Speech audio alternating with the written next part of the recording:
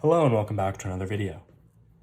In this problem, we're asked to use a graphing calculator with exponential regression capability to model the population of the world with the data from 1950 to 2010 in Table 1 on page 49, which we have here. And we're asked to use the model to estimate the population in 1993 and to predict the population in the year 2020.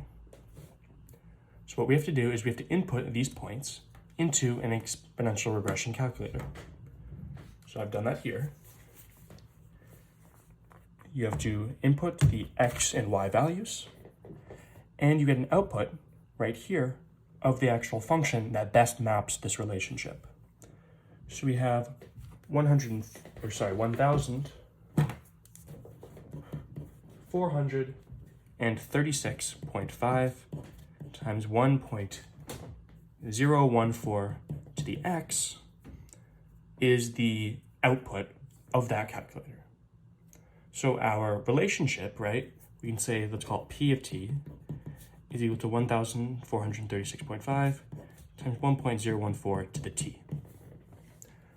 This best represents this data, right? It reduces the distance between these actual points and the expected points produced by this function.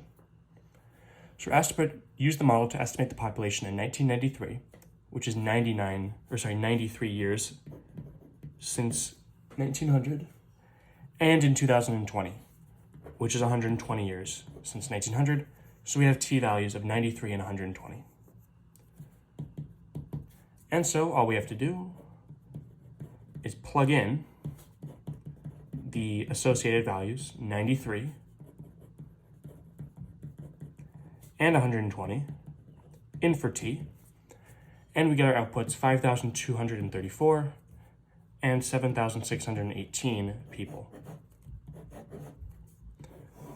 So we have our function, which represents this population, and in 1993 we would expect 5,234 people, and in 2020, 7,618 people.